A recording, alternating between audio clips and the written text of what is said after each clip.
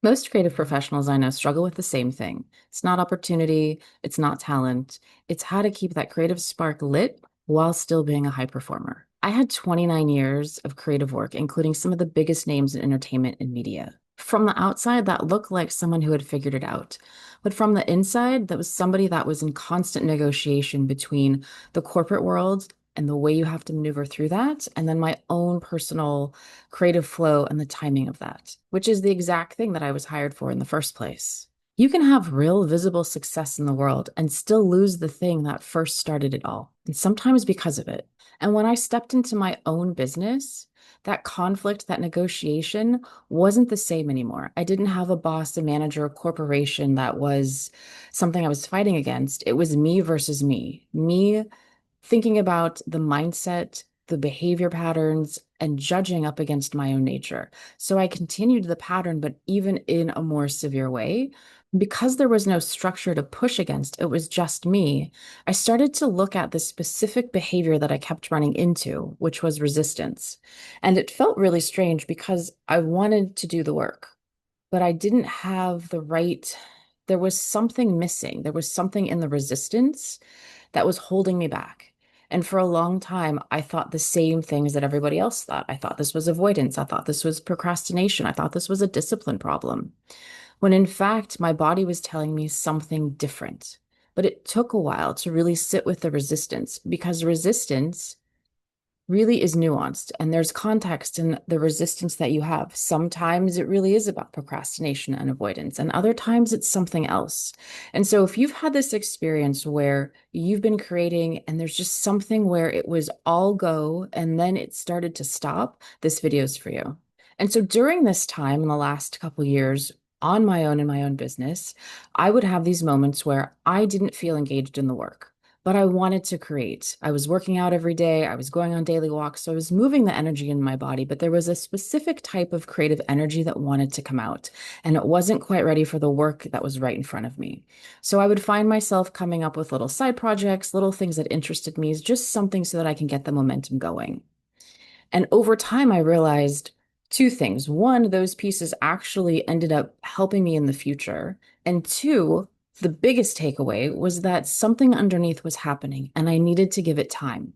My body was telling me that the holding back was necessary because a few things needed to be figured out. I needed one more piece of information. I needed to look at the perspective just a little bit longer to shift it so that when I did have those pieces come into place, it was all systems go. And I think sometimes we read resistance as I don't want the thing, I don't care enough, there's something wrong with me, I should be constantly producing, when in fact it is actually part of the process. Turns out that in 1926, a psychologist named Graham Wallace mapped out the creative process to this exact sort of thing, if you felt this. And there were four specific stages that he saw specifically repeated over and over again.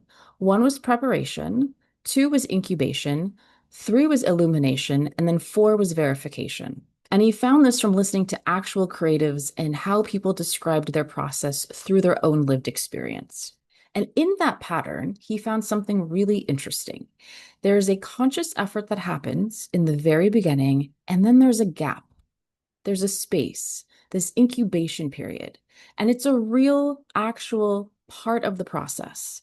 And if you try and take that shape between these two other active pieces and you condense it to be too short, it doesn't give you the value of incubation, of letting that idea percolate. But if you extend it too long, then we're actually in procrastination, and it would have been better for you to just push forward through it anyway.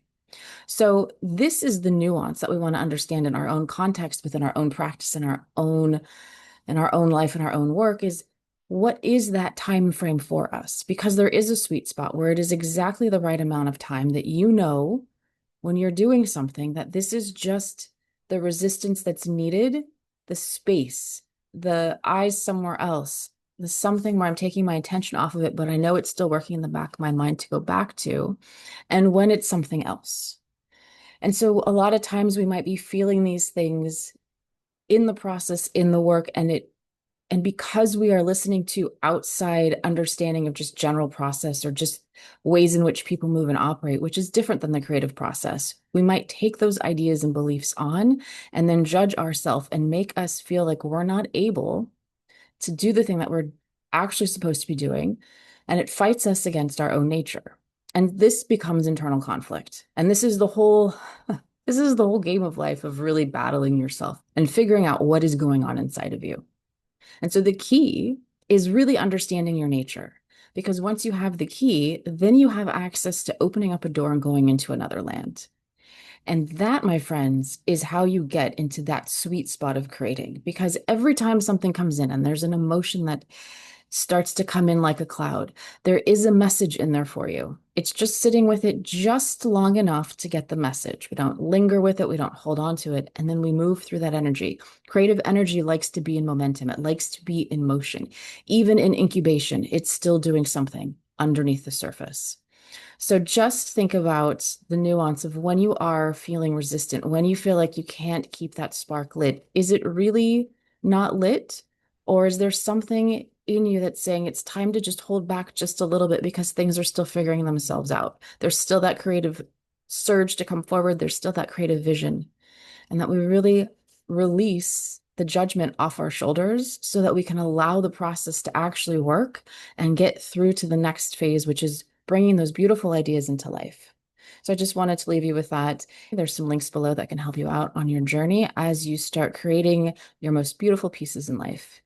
Thank you for being here, and I will see you next time. Take care. Bye.